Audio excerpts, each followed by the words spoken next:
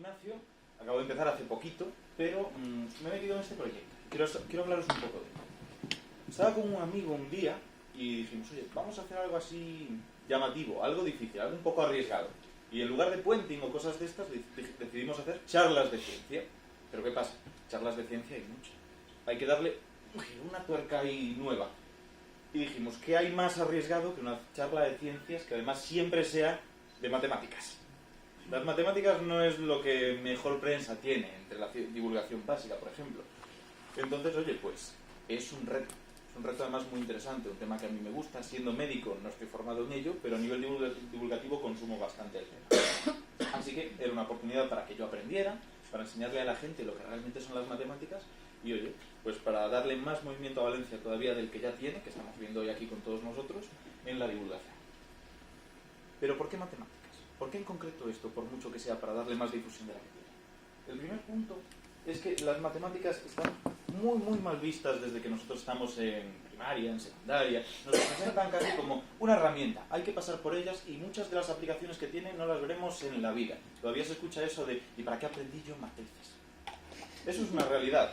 Pero las matemáticas no son solamente ese lastre, esa herramienta que muchos de letras no van a volver a tocar en la vida más allá de sumar, restar, dividir y multiplicar. Las matemáticas son belleza muchas veces. Aquello es un fractal, estructuras geométricas muy complejas que, oye, son matemáticas. Y es algo que solamente vamos a poder llegar a entender y a conectar con ellos si entendemos un poco cuál es la base. No es lo mismo que contemplar la belleza de la naturaleza de forma directa, de un pájaro, de una hoja. Es también parte de lo que nos rodea, pero para aproximarnos y entendernos hace falta saber un poquito de esto de las matemáticas. Y no es precisamente lo que nos cuentan en el instituto. Las matemáticas del instituto se detienen a partir de más o menos el 1900. Todas las matemáticas previas, bueno, más o menos se dan. A partir de ahí no hay caos, no hay fractales, hay un montón de disciplinas que no se tocan y que son no solamente muy interesantes, sino que tienen aplicaciones totalmente directas a cosas que vemos en nuestro día a día. Los fractales, por ejemplo, se utilizan para animación 3D. Eso es así. Las matrices que damos no nos explican para qué se utilizan, pero para videojuegos se utilizan un montón. Todo esto queda como en tierra de nadie, la gente pasa por las matemáticas sin pena ni gloria, en el mejor de los casos, o creyendo que les gustan, cuando lo que les gusta es hacer cuentas y sacar números, y esto se pierde. Esto alguien tiene que comentar. Porque también está este otro problema. Gente que igual les gustarían las matemáticas de verdad, pero lo que les enseñan en el instituto es mecánico. Es algo que desde luego no tiene mucha creatividad, no tiene mucho proceso de entender lo que realmente está detrás. Aplica esto, obtén esto. Eso genera frustración. Estoy convencido, y además hay estudios al respecto, de que muchas personas pierden el interés que podían llegar a tener en las matemáticas como un campo real, porque la parte que les presentan en el instituto deja mucho que desear. No es lo que va a encontrarse después. Cedric Villani tiene medalla Fields en matemáticas, que muchos dicen que es el equivalente del Nobel. Podríamos entrar a debatir aquí si es la Fields o el Abel el equivalente, pero bueno, el hecho es que es un máquina en su campo. Y él dice que las matemáticas son totalmente distintas a lo que estamos acostumbrados, y no solo eso, sino que la felicidad que puedes medir más o menos en muchísimas personas de distintas disciplinas es superior en la gente que estudia matemáticas por la cantidad de salidas profesionales que pueden tener. Todo un amplio rango del que no somos muchas veces conscientes. Nos quedamos en esa frustración, en eso. Este problema que me han puesto en el examen no puedo resolverlo, no puedo entenderlo. Y las matemáticas no me gustan. De hecho, ¿cuántas veces no hemos escuchado a mucha gente en nuestro entorno decir, ah no, yo en matemáticas era malísimo? Y casi lo dicen con orgullo. Eso es una realidad. Y eso es muy triste. Se están perdiendo un mundo increíble. Un mundo que no tiene por qué ser frustrante, que puede ser complejo, pero intuitivo, en cierto modo. Aquello es una botella de Klein. Es un objeto matemático que tiene sentido en una dimensión superior a la nuestra, pero bueno, no es por meterme en eso.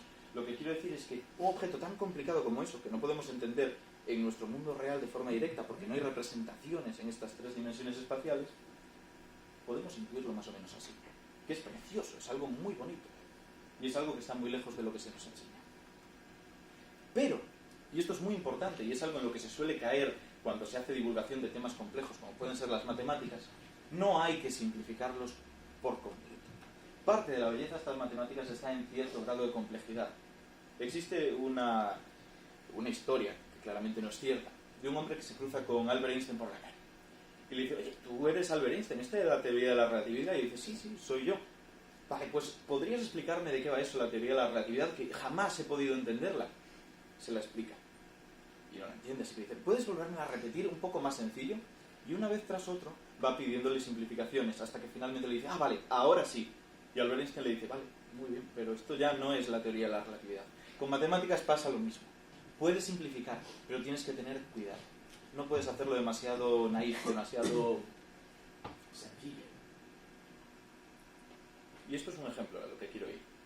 Este es Paul Ehrlich, un matemático brillantísimo que además tenía una personalidad muy curiosa. Él no tenía casa propia. Él iba de casa de un amigo en casa de un amigo, ofreciéndoles papers por sofá. Básicamente era un trato que consistía en esto. Le apasionaban las matemáticas y era lo único en su vida prácticamente. De hecho, es uno de los más prolíficos investigadores en matemáticas que ha habido nunca.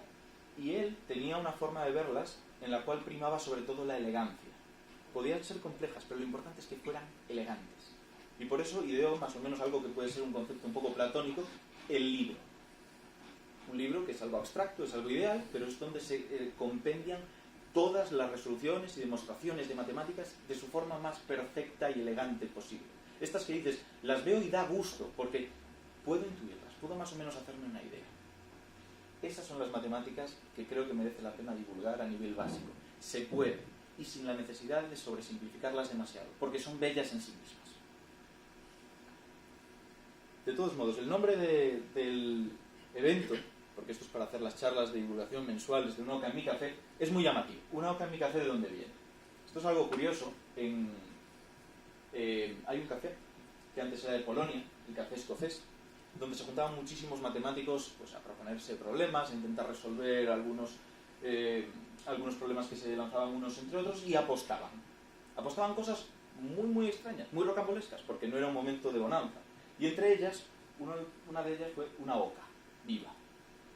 Esto, bueno, pasó a la historia por el libro del café escocés, es una historia relativamente conocida dentro del mundillo. Y un poco el nombre fue por esto. Por esto y porque es llamativo. Te dicen una oca en mi café y como mínimo con lo de la oca te quedas. Entonces, bueno, pues jugando con esto un poco, con la historia de las matemáticas, con cómo han pasado por momentos mejores y peores, pero siempre se juntaba gente a debatir sobre ello porque es algo que es intelectualmente muy enriquecedor, pues creímos que definía bastante bien lo que queríamos hacer. Pero llegó el momento de hacerlo. Ya habíamos comentado, no mucha gente le interesa, es una iniciativa nueva, ¿cómo vamos a llenar un bar? Bueno, pues decidimos pedirle a Santi García Cremades, que sale en la televisión, en la radio, tiene bastante proyección, que viniera a dar una charla, que se llamaba Nadie es perfecto, las matemáticas sí. Algo general, un poco por encima, pero que empezara a transmitir esto de la pasión por las matemáticas, y que no había que tenerles miedo. Bueno, pues nos intentamos lanzar con esto, y el resultado a mí me pareció que fue un éxito. Se llenó totalmente el bar, la gente tenía que estar de pie. Y esto es algo que a mí me produce muchísimo placer. Quiero decir, a pesar de todos los problemas que había a la hora de decir, vamos a vender matemáticas a la gente lo asumió, lo asimiló y dijo, oye, pues me interesa. Vinieron, acudieron a la llamada. O sea, se puede hacer divulgación de prácticamente lo que sea, si se intenta vender bien. Otra cosa es como nos vaya a partir de ahora. Pero la primera vez tuvo su éxito. Algunas imágenes, la precariedad de la televisión. Y bueno, pues eso, estamos también presentes en redes sociales. Ya tenemos pensada la segunda tertulia, que será el día 22. Vamos a cambiar la ubicación.